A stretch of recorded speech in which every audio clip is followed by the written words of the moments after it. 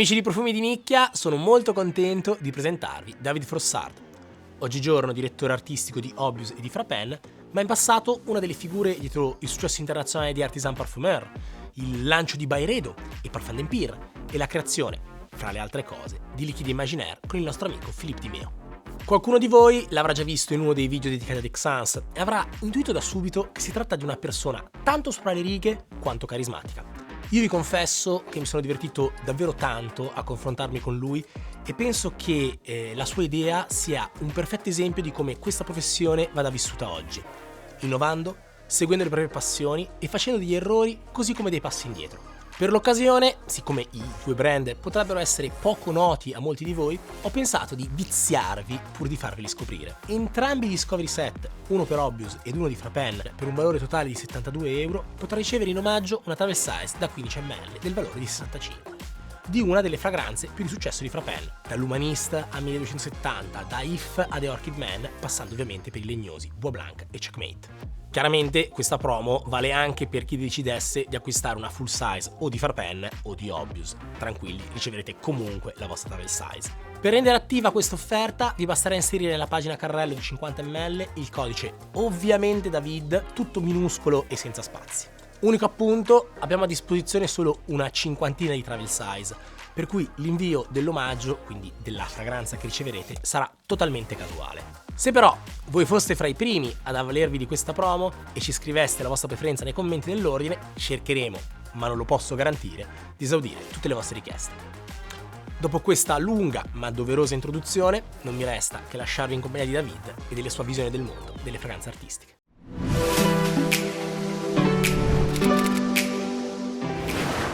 Welcome everybody on Profumi di Nicchia. We are here with David Frossard, one of the most relevant actor in this market. Just to give you an idea, I started to do this job almost 10 years ago, and I heard your name. First time I was like 25 years old. I was going around with my bicycle doing deliveries of fragrances to my customer. And nowadays, I finally meet you. Tell us what you have done in this industry and why everybody's talking about you. Like you work with most every brand. You made the success of many brands. And since a few years, you start to launch your own one. So let's talk about your path in this year. How you develop your career, how you move in this market, how this market has changed. Just tell us a bit about your story. Well, first of all, thank you very much. I'm very happy to be with you today. After your introduction, now I feel like a dinosaur. So No, not at all. no, I'm kidding.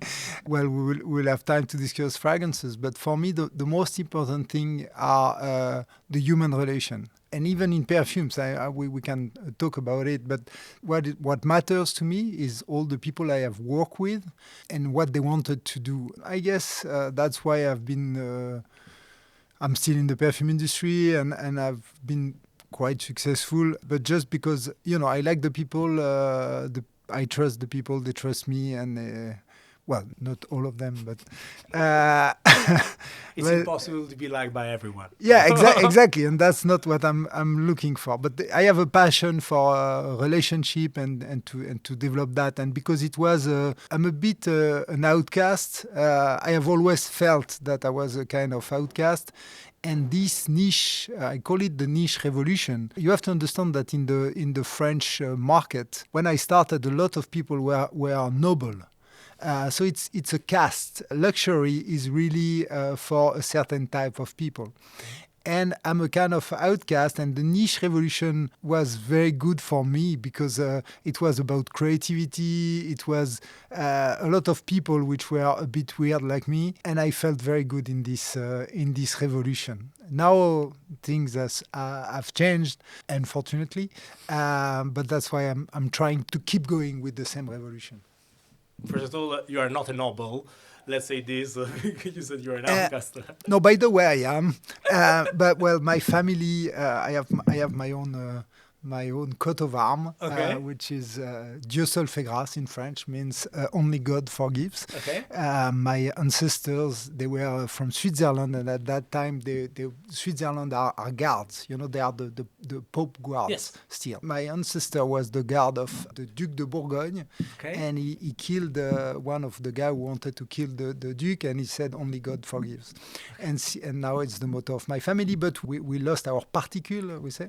Our title, the night of the 4th of August during the French Revolution. Okay. But still, that's part of my family. But I'm not a noble in that way. That I'm not very a classical guy. Let's say. You're not like a King Charles. Yeah, exactly. And I came in this industry by luck. Which is the most important moment in your career path in the perfumery industry? Well, definitely when I started in l'artisan parfumeur. I started in 2000 at l'artisan parfumeur, so 24 years ago.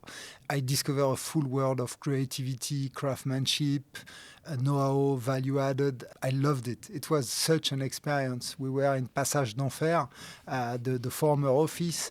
I was working mainly with women, a lot of creativity, It was really, for me, it was the golden age. I learned everything from l'artisan parfumeur, and I loved it, and I loved the fragrances, and I loved the people. And after artisan, you work, as I said when I introduced you, you work for tons of brands.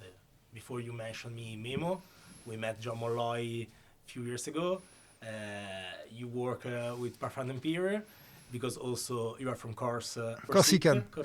Yeah, I'm very good friend with Marc-Antoine. Yeah. So you're basically one of the reasons why people love fragrances today. No. And people don't know it. I don't think so, but just I'm getting old, that's it. No. You're still in the best of your life. Thanks. After all of this experience in different brands, you said right, you created with Philippe Kid, but the other brand you created back in 10 years, more or less. I remember 2013. Yeah, 15 years ago, I would say, for Frappin. You created Frappin. Yeah, well, basically, I am the artistic director of the Frappin family, and I was doing a conference at the ISIPCA French Perfume School in Versailles. Usually, when I do that, I have some student of perfumery. And this time in the assembly, I had the honor of a cognac house and a master cellar. So I was a bit surprised. So, after the conference, you go and you mingle with the people and you talk. And so I asked, why are you here, And they said to me, they started to explain to me the world of cognac. And they invited me to Ségonzac, which is the capital of the Premier Grand Cru de Cognac, the production, etc. So, you are with people, you find good, and you say, yeah, sure, I will come. And then, we took a date like 3 months after. So I was very happy to say yes. But then after 3 months, the day arrived. And I was like, well, the day before. And I was like, I think, like everybody, you are taken by your day-to-day life. And I had a lot of work. And I started to be very grumpy. To say, why the hell? I said, yes. Why tomorrow I will take an early train. I will do 3 hours to go outside of Paris to do a cognac degustation. I think already I need to lose some weight. And I don't need to taste cognac at 10 a.m. So I was very grumpy during the whole train. And then I arrived. And when I arrived there, I discovered a full world. I discovered a landscape which is beautiful. The master seller picked me up at the train station, and he started to talk to me about what he was doing, and I was astonished. He said to me, David, the cognac I'm putting in the market today have been created by my father, and the cognac I'm working with today, that's my son, which are going to put them in the market. So basically, the guy was working on the lead time of 30 years. And we are in a time when if you haven't replied to your WhatsApp message in half an hour, the people, they think you are dead or out of business or I don't know what. And I said, if the guy is working on a lead time of 30 years, he should have a huge value added on what he's working on. Cognac is a pillar of the French culture, and I loved it. And when they offered me the job of being the artistic director, I accepted it for that. The story you just told about the father is doing the product for his son is the same sentence I heard a couple of weeks ago when I was visiting a factory of wood in Dubai. And there was these Indian people told me, now we're planting trees, but we know that the trees that we're planting today will be used in maybe 15, 20, 25 years, but we're planting for our family, for our sons. Everything is going faster and faster and faster. And I love time. I love to have the time to do things. And I think, like the wood or the cognac, if you spend some time on something which has value, then it's really worthwhile. You arrive to put all of these emotions, all of this value that you perceive in this first visit at the Fragrance factory in a fragrance. How was the creative process like? You were maybe shocked. I know that he's not in the line anymore, but I'm in love. I was in love. I'm still in love with Terre de Sormante, and that is only one of the few fragrances my wife likes, and I'm very close to that fragrance, and I will use until it will be available inside my coat. But for me, is as a very beautiful story behind the story of picking up the grapes, burning the woods to make the soil live again is very romantic. But the other thing I was only very fascinating was 1270 because of the story of the brand, like the day the family moved to the castle, and also the roundness, the sweetness. At the same time, also this contrast of light and dark you have inside the fragrance that is the same you have when you drink a quality cognac. I'm not a drinker of cognac. I'm not a drinker of whiskey too. I'm more on sweet stuff like rum, something tropical. But my grandpa was not a heavy drinker, but was like a collector of cognac. I still have his own glass in my house. I don't have any reminds in my mind, but it's a fragrance I like. It's sweet, but it's complex, it's elegant, it's a bit noble, but is imitate. Like everybody can understand the quality and the richness of this product. How do you arrive to this product? I mean, for me, it was quite easy because everything was there. When I visited Segonzac, the castle, the master, you can't imagine the master cellar office. This is a place, a wooden place, with tons and tons of samples of bottles of different cognac with different smell and taste. So everything was there, the heritage, the history. They have centuries of history. They are part of the French history. François Rabelais, which is one of the best French writers, member of the humanist philosophy, is the member of the Frappin family. They have been ennobled by Louis XIV in 1697. They met Gustave Eiffel during the worldwide exhibition when they had the Eiffel Tower because they won the prize of the best liquor during the exhibition. And then Gustave Eiffel went to see Pierre Frappin and he said to them, okay, I will buy some of your cognac because you won the prize. And he was the president of the exhibition. And Pierre Frappin said, no, I will give you the cognac for free, but please come to Segonzac and help me because every year I have a storm and my roof is going apart. And then Gustave Eiffel sent some people and they built. So now if you visit Frappin, you have the roof which is built by Gustave Eiffel. So the Frappin family is one of the oldest French family and it's part of the French history. When you put your foot in this field, you have almost everything. So then I needed to bring some quality, some know-how, and I'm not a perfumer, so I work with really talented perfumer, and I had the chance with Frappin to work with some of the greatest perfumer, Marc-Antoine Corticciato from Parfum Empire, who has been kind enough to do a perfume for me, Aliénor Massenet, which has worked on all the Memo scent, Jérôme Épinette, the perfumer of Byredo. So we have a lot, and next one has been created by the great Julien Rasquinet.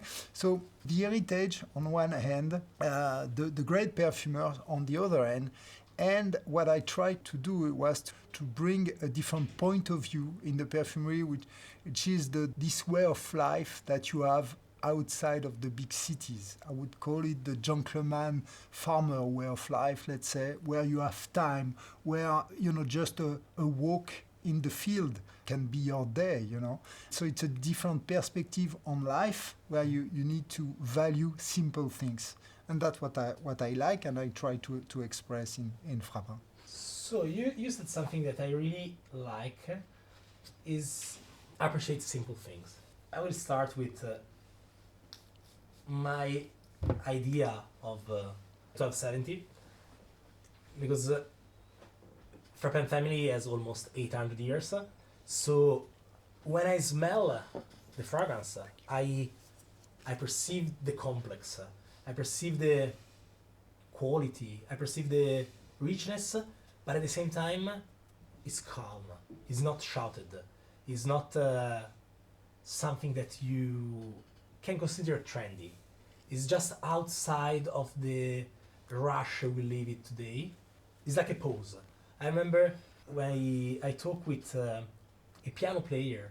It was like one of the few weeks I had opened the store, and there was this piano player that came in. He said, I used to play for private parties, and he started to smell 1270, and he started to say, I need something that is warm, elegant, sophisticated, but not shouted. I'm always dressed with smoking, so I have to be elegant, but I want something that people perceive when they get close to me, but they can perceive as they like my music as something timeless. They have to be the same perspective when they smell my fragrance. He arrived on 1270. Cool. Why do you think this happened? Well, I think that's a major thing for me, and we will have the opportunity to discuss that with Obvious as well. I'm coming, as you said, I'm getting older, and I'm coming from, let's say, the old niche movement or philosophy. And let me put it that way. You know, there is a fair in Milan every year, Collections. Every year you have 300 brands exhibited at this fair. I traveled the world, really from the Middle East to Asia, everywhere, to look at the distribution. And if you find 50 brands which are worldwide distributed, it's the maximum. So if I said that every year you have 300 brands and then you have 50 brands which are worldwide distributed, what happened to the 250? They struggle. We know since Darwin time, struggle for life is difficult. So what is happening to those brands which are fighting? Because of that, because of this creation of brands every year, because those brands, they have a difficult access to the market, what they are going to do, they are going to be outlawed. They are going to be provocative. And that's what we are living today. The brands are more and more provocative. How many cocaine perfume? How many weed perfume? How many sexual perfume? Without asking themselves, is that what the consumer wants? My humble feeling is that if the perfume, as you know, the perfume is coming, was at the beginning a gift to the god, not for the human. It was, you know, an offrande. Why still nowadays the people are buying fragrances? For me, it's because they like the emotion. They are looking for emotions. They are not looking for provocation. So thank you very much for what you said regarding Frappin, because what drives me, that's those emotions. So you're right, they are not, I didn't try to be outlawed. I wanted just to touch in a simple way the soul, let's say, of our lovers or followers. And if I'm able to do that with one fragrance, I have succeeded in my job, let's say. And when I smell that fragrance, but it can happen also with other fragrances, but when I smell Tersamant, for me, is like looking back to the past and see what we have done. I'm talking about my private relation, so is another a very intimate thing. It's not like being sexual, being provocative. Is joyful, but it's not sexy. Is deep, is intimate. And I think that this is the most important thing of a fragrance, even if it's very difficult especially for an entry customer, to understand this emotion. You have to feel it. We share the same vision, and I understood that. But I think I had that on me, but I understood that better. But during the COVID period, we understood that we were not doctors. We were not saving lives. We had to manage our expectation and to manage our position. So for me, that's what I said to the guys and women which are working with me, especially in Liquid in my store. I said to them, we have to be in between. My ambition is very big. Don't get me wrong. I have a huge ambition, which is to bring joy to the people. That's huge and that's difficult, but I'm not pretentious. We need to stay at our own level to bring emotions. If we are able to do that, we have succeeded. So we should not be so pretentious, but we still need to work on quality, to be able quality and also to be true to yourself. Otherwise, you are not succeeding by creating a perfume which can bring emotions. If you are too marketing oriented, well, the marketing is important. I have nothing against the marketing, but the marketing needs to rule everything. So you need to stay true to yourself to be able to touch the soul of the consumer, let's say. Coming back to something that is not so philosophical, you said a very nice thing when we were talking before, but then I'll talk about it this later. There was only one problem with Frappin, that was close to the cognac heritage of the brand. So before you mentioned some of the very important members in the Frappin family, and the first thing I thought was l'humaniste. During the 15th centuries, if I'm not right. Yeah, exactly. There was one of the members that was one of the most important intellectual of France, and you create a fragrance that is very clean, but it's also citrusy. It's not bonded with cognac. No, definitely no. I wanted to have an essential perfume, something very, again, very simple, but it's more difficult to do something simple. I'm a very bad cook, for instance. I always, I add some spice and I add some stuff and I add some sauce, and at the end it's edible, but it's not really great because it's so complex. But in perfumes, I don't do that. I want to go, simplicity is more difficult to do, but at the end, I think it's better. I use it to say when people talk about layering, for me it's like mixing two fragrances, like mixing two recipes. It's not like mixing two ingredients. And I like the thing you just said. You understood that focus only on the boozy aspect of the fragrance wasn't enough, so you introduce other figures to the brand to enlarge the audience. And I think that the best 3 fragrances you've created, after I met you, I can understand that I've written like David Frossard on it. And one is The Orchid Man, the second one is Isle of Man, and the third one is my favorite, which is If by Kipling. Rudyard Kipling. Rudyard Kipling. And the first time I sprayed, I was with Luli, and I was like, okay, this is amazing. It's so intimate, but at the same time, so familiar. I can melt myself inside of it. What was the creative process to arrive to this idea? At the same time, I think that is still in the world of Frappin. It's not something that is out of the brand's DNA. It's something that has some gourmand aspect, some worth that, okay, yes, I'm smelling a Frappin. So how difficult it was to bring some new figures, some new aspect, but at the same time maintain the heritage of the brand? Well, first of all, you're totally right about those 3 fragrances. I'm passionate about many things, but I'm passionate about boxing. I discovered I love free, well, like everybody, let's say.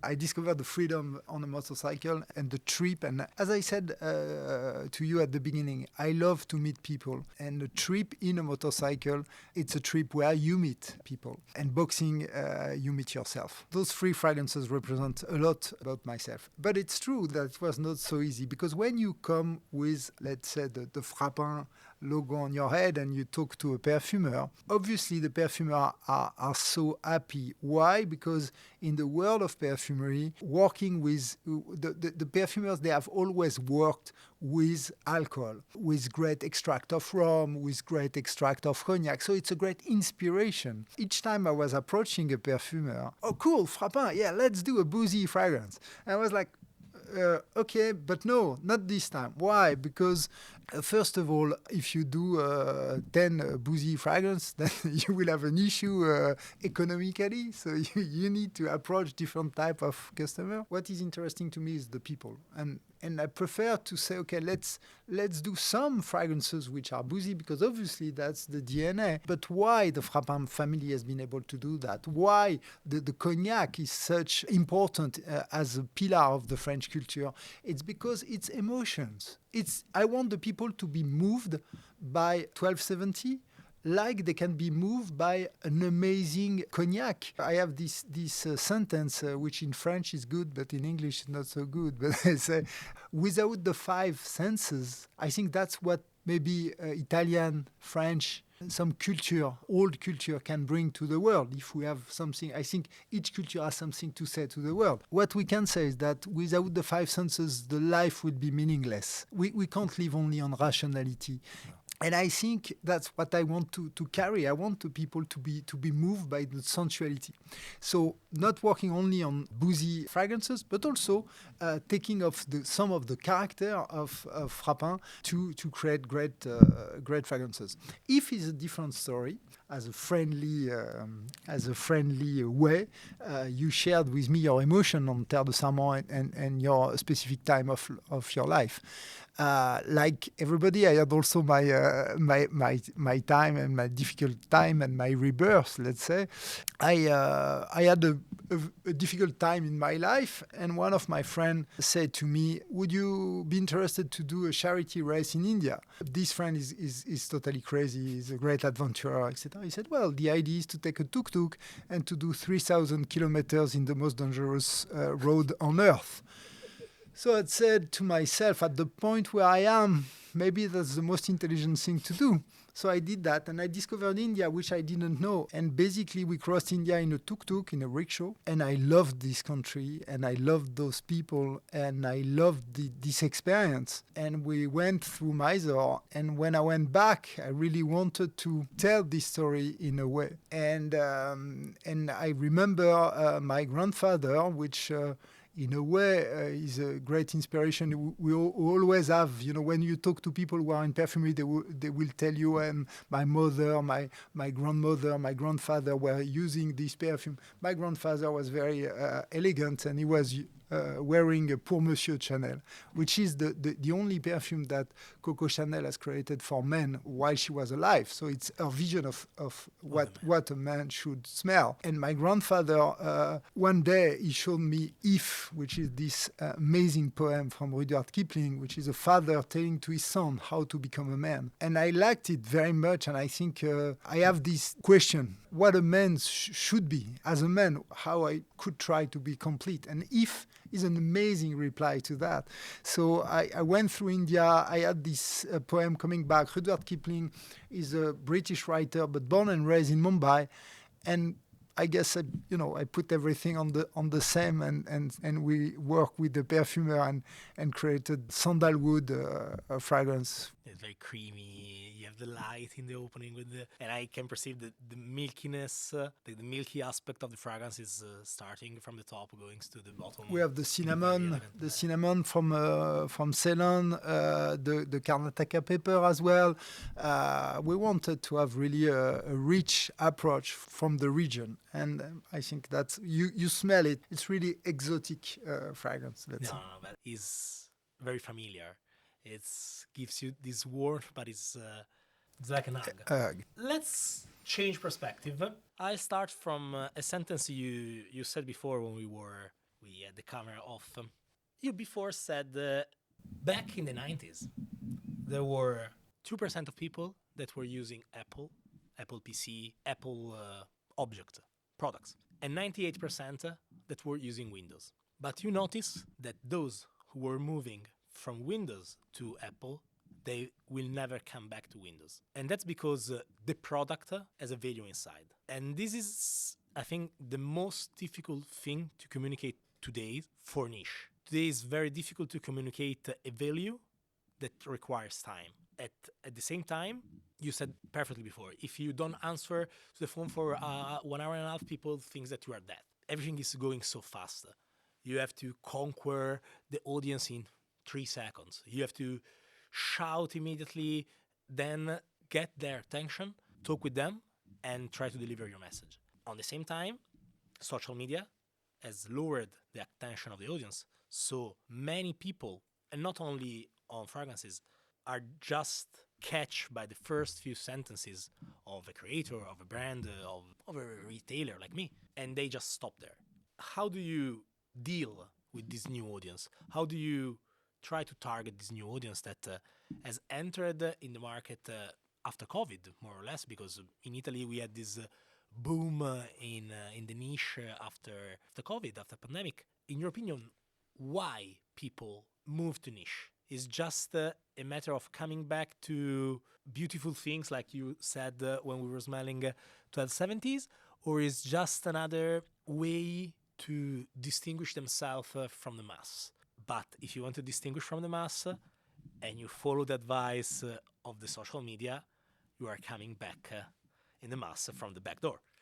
Yeah, you're totally right. You have many questions in your question. Too many, but sorry. No, but I will try to.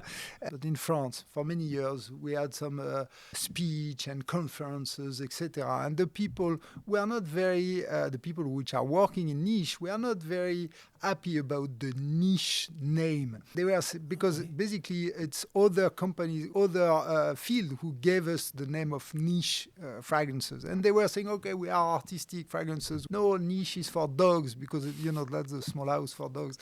But myself, I always said to myself, I'm working on niche, and a lot of fragrance companies, they went, no, we are not niche. Like if that was an insult, saying, but for me, it's good. Why it has worked, why the niche movement is a revolution, is because some people decided to do products which were not for everybody. If you put on the top of your company, I will create product for everybody, then there's no magic. Nobody will be interested in it. Then you are not in this field. So a weird perception. People are creating niche and trying to please everybody. That's a paradox. It can't work. So I have always said to myself, to my people, to my staff, to perfumers, I don't want to please everybody. But I'm not pretentious. And as we said at the beginning of the interview, that we want to welcome the people. So how do you do by being not for everybody and in the meantime not very pretentious? It's easy. It's a club, but it's an open club. Let's take comparison, which can be interesting or enlightening for the people. You have the Sundance Festival. Sundance Festival is the festival in the US for the independent movie. Everybody can be interested by that. Everybody. Obviously, the Hollywood blockbuster, they are more mainstream and they will have more followers. But if one day someone introduces you to the independent film industry and you start to look at those movies and you have your blockbuster ideas and the first one will be difficult. But the second one, if you find something, then you go to see a second one and then you will start to like something else. Doesn't mean that you will not love the blockbuster anymore, but still you will find something different in terms of emotion, feelings, etc. So it's an open club and it's cultural if you start to be interested. But I'm saying that for the movie, for the perfume, but it's for books, it's for everything. You start to be interested, then you will deep into it and you will go for it. And that's my vision. So my work is to do an open club, but I don't want to meet the people. I want the consumer to do their pace toward me, and I will do a pace as well. But I don't want, and that's, I think, today one of the issues is that the brand, they want to capture all the consumers, and also they want to do the full road just to them. But no, I talk to educated customers. So I need them also to do a path toward me, to start to learn, to start to be interested, and then to discover why our offer is different. Unfortunately, today, forgotten by a lot of brands. You said something that is very interesting about talking about an open club, because the first time I saw Obvious, I was like a couple of years ago, and I liked it immediately. That was something that, for me, has a very strong DNA, maybe because I was already into niche, but I perceive this was a perfect business card for the niche. Right price, simple pack, no useless stuff like weird boxes and simplicity.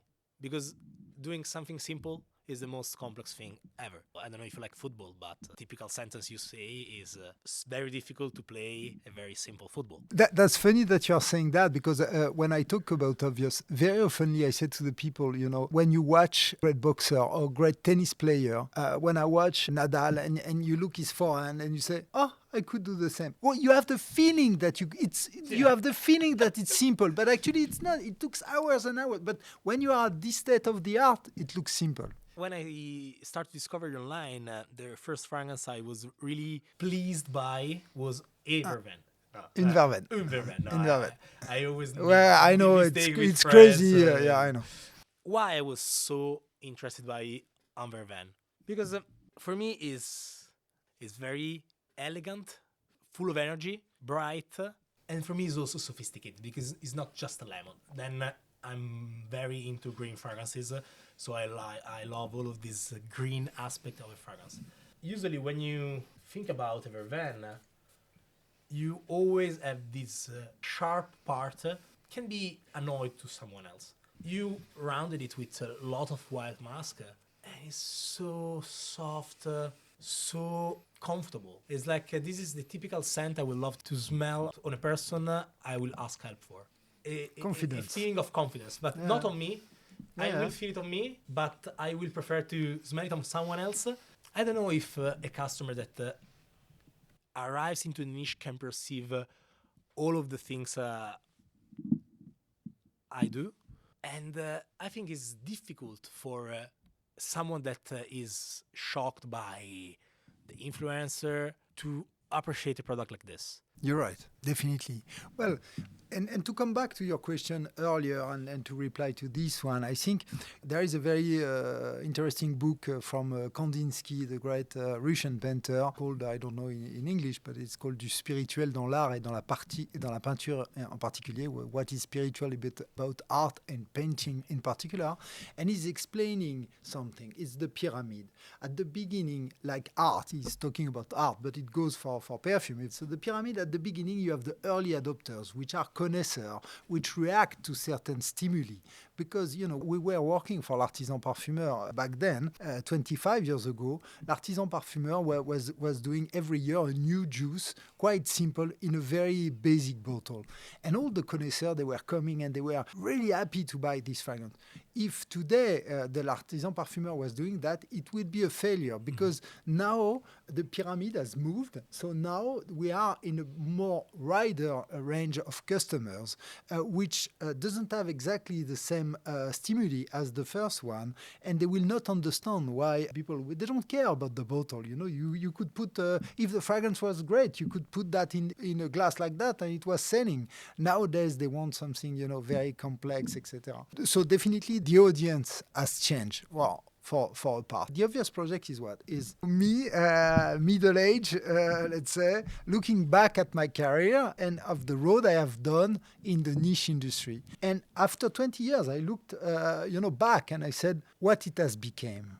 And unfortunately, it has become something else. It's very commercial. It's very, very quick, very provocative. I think the perfume brands are really above ground. They are every day, if you open the radio, the TV, you will hear about the global warming, about the situation, but still the perfume world is very a lot of cast, matryoshka of boxes, etc., etc. I guess they are talking to people which I'm not seeing in the street. And when I saw that and I saw the 20 years I spent in the perfume industry, I said, I want to go back to the roots. I want to keep going with this rebellion of niche. It's a rebellion against the marketing. I want to cut the crap of the storytelling. I have worked a lot on the storytelling. Don't get me wrong. I co-created Liquide Imaginaire with Philippe Dimeo. We did a lot of storytelling. But nowadays, because of this competition, the storytelling is getting crazier and crazier every day. You need to read a book to buy a perfume. Now, all of this became crazy.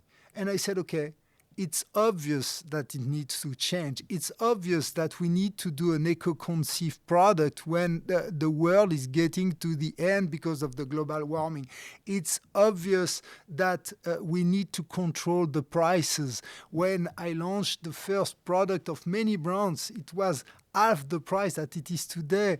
It's crazy. So we need to go back. How I can cut the crap of the storytelling? Just taking the inspiration from the nature. That's easy. So some people are saying, okay, une verveine is very simple. It's just a verveine. No, it's not just a verveine, like just a rose. Or I didn't took a verveine and squeeze it in the bottle. This doesn't happen. I wanted to have something very simple in order for them to, as I said earlier, that I want them to do a path toward me on this verveine. So it's Amélie Bourgeois-Flair who has worked on it, and she did an amazing job because the verveine, I'm coming from Corsica, we have a lot of verveine, and verbena is an herbal tea, usually to calm down. So we obviously you find that in this verveine, but we wanted to play a counterpart and to have a very energetic verveine, very green, very punchy, to have a different aspects. So yeah, we like it, and that's the favorite of my father, so I'm very proud of it. But I love another thing of your line a lot. That was a Scoville. I remember the first time I smelled it, I said, okay, this is not obvious because it's creative, is innovative, is weird, but I like it a lot. It's not for everybody. Some instead, for example, use it layered with other fragrances of the line. So, for example, like if you mix that one with and why you get this spiciness, and I think it's like an innovative way for the audience that understand your brand. When I see Scoville the first time, it's that kind of originality, of research, of creative process that I really like. Before then, just one thing. The fact that you just said coming back to the roots, coming back to the nature, I think that's the artisan DNA. Yeah, definitely. Yeah. Definitely. I think, and even without understanding that myself, but afterwards I look at it and I say, there are a lot of artisan parfumeurs and it's obvious. Yeah, Scoville was a very interesting route. First of all, it was my first collaboration with Patrice Révillard, which is a young but very talented perfumer. And Patrice Révillard is a very classical, I hope he will not be mad at me by saying that, but he is a very classical guy in a way. When I didn't know him, I thought it was very classical. But when I started to discover him and his work and what he has inside, because you can be misled by how the people look like, let's say. I discovered that an amazing ability to create, and he is very wild in a way. This perfume, which is a metaphorism in between spices and passion, because passion are the spices of life. You know what you said about your girlfriend leaving, coming back.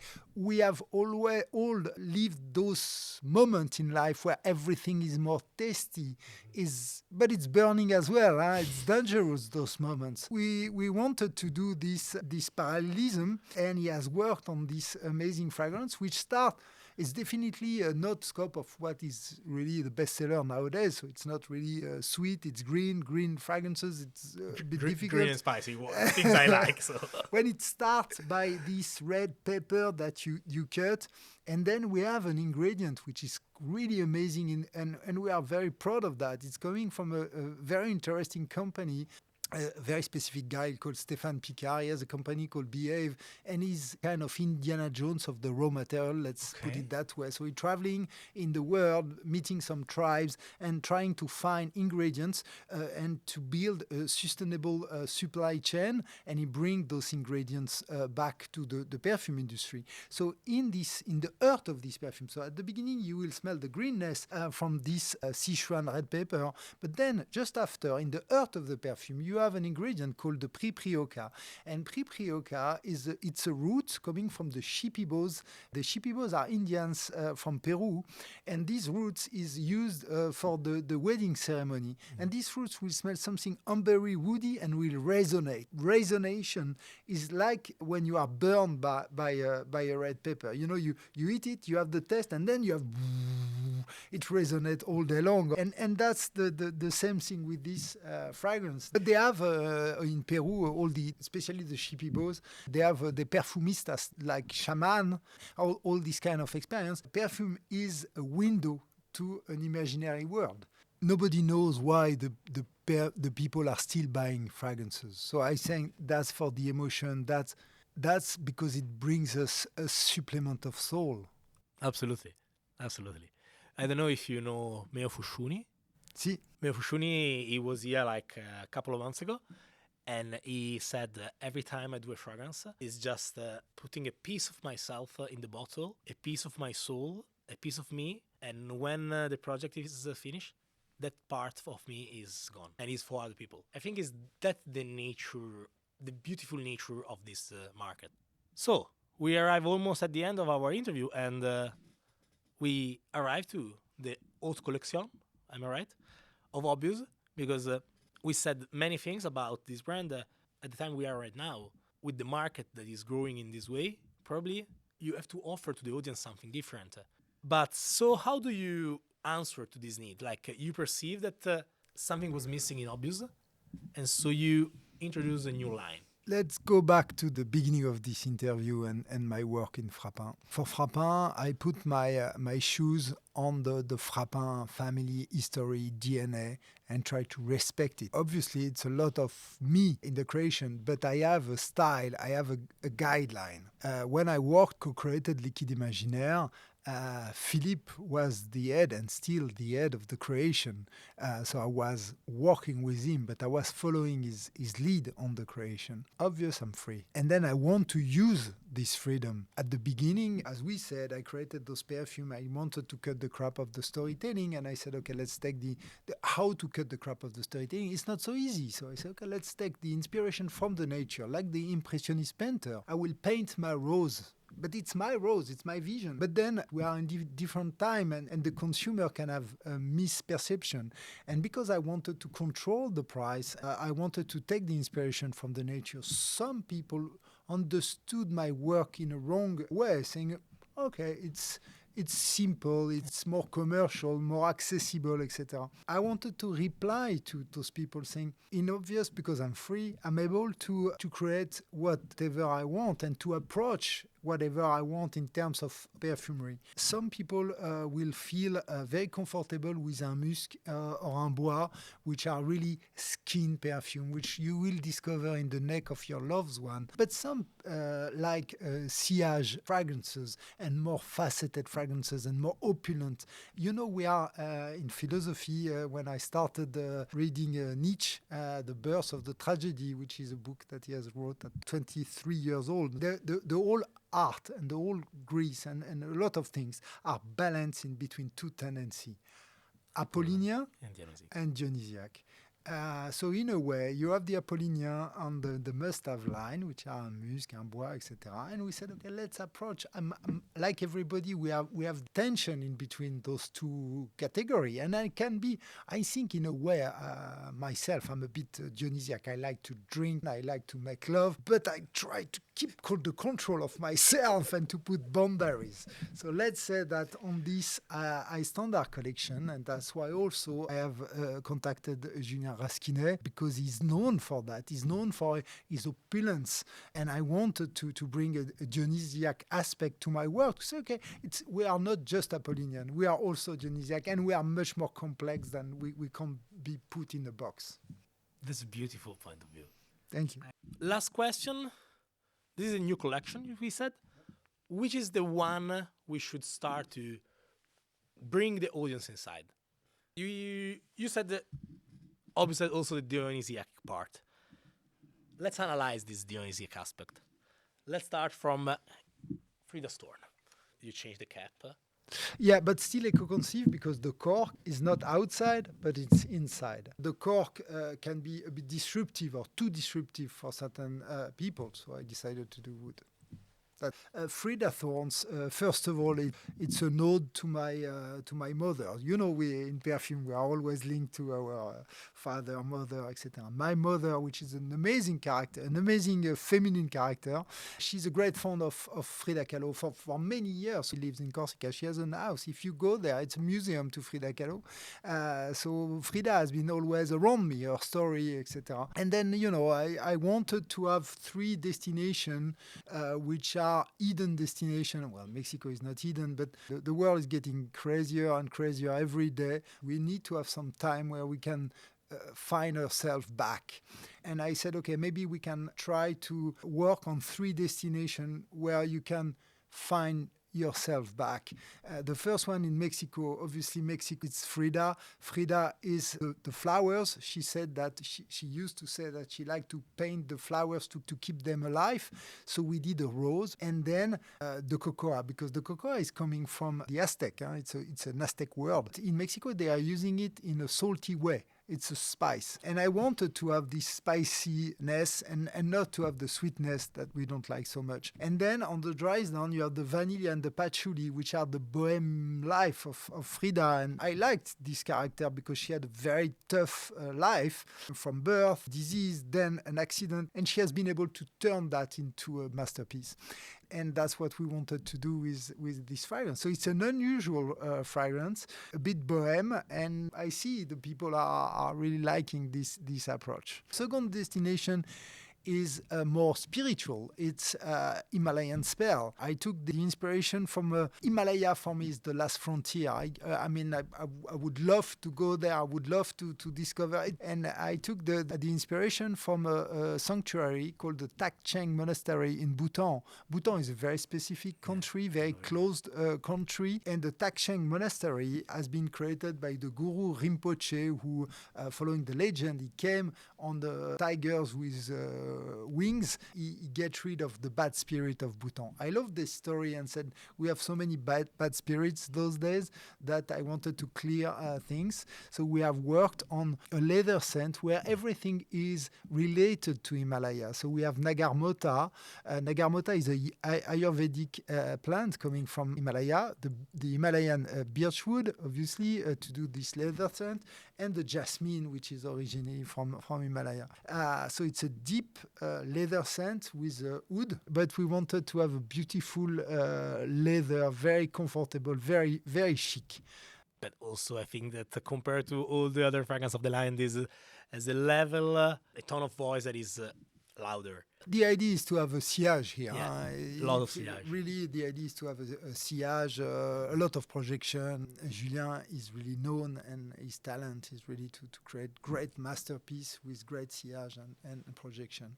The thing that I notice here is that it's not using spice. In this way, it goes straight to the dark aspect, or to the, not dark, to the warmth. Yeah, the warmth you need in a Himalayan night. Yeah, we wanted to have a very spiritual fragrance, to have this feeling of being in a monastery when I think your soul is suddenly vibrating to something which is much more than just the material world. And I think that's why he has been so direct by expressing these deep feelings. The last one is actually my favorite. Malfa, the island of Salina, is very well known from Lampedusa. And here in this island, you have the small village of Malfa. And in the small village of Malfa, you have the San Lorenzo Church. And the San Lorenzo Church is surrounded, thank you, by the citrus and by the vineyards from Malaysian di Lipari, the wine. And we wanted to have this approach of the church, but you will smell first the citrus, the orange tree. You will smell these vineyards, and then the more you go, the more you will be in the olibanum, in the smell of incense from the church. I think this perfume to me is very special because there is this balance in between the freshness at the beginning and a bit like fruity, and then the deepness of the incense, which I love. But one question. It's not only you, but there are like many people that are so fascinating by Sicily. This idea of nature mixing spirituality is something that foreign people always bond to Sicily, delivering this message of spirituality, nature, that is, at the end of the conversation, at the end of the journey, is what you were trying to describe also with 1270. There is this book in France called La possibilité d'une île, the possibility of an island. I think the fact that the islands are saying it's something special, and especially islands are super important. Islands in your life, destination, but the island, it represents something. And this island of Salina, which I read in some books, that it was maybe one of the island where Ulysse stayed for many years with Circe. These islands, they are magical in a way. Thank you very much, David. One last question. There's something you want to tell to the audience, to the people that are getting closer to Niche, or they're into Niche since many years, about your view of the product. What was the last message you want to leave them? The last thing I think would be, in general, but it goes very well for perfume, that we all need. I'm not giving you an advice, it's an advice to me, but you can use it, is that we all need to think by ourselves. And the more it goes, the more it's difficult. You have to understand, you have to go with, we have the chance 24 years after to have great stores, such 50 ml in Milano, professional people, and you need to go there and to spend time. I like to say that you buy a perfume like you buy at least a book, not like you buy a French baguette. So you need time, you need to come back, you need not to be pressured, not to be pressured in the store by the staff. I have a store also, and we share the same vision. Take the time, think by yourself, and try to find why those perfumes, niche perfumes, are working, because it's a soul supplement. But it can be a soul supplement only if you put yourself in it. Try to go in great places and to find something which is going to represent yourself and not everybody else. Everybody else is taken, so be yourself. Thank you, David. Thank you for your attention. I hope that this interview has given the same emotion, the same feelings that give it to me. I hope to see you soon. See you again. Maybe next time we will talk about, I don't know, a new brand. We don't know. I would be more than happy. And as we say in Corsica, pace salut. Okay. Thank you. Pace salut. Ciao.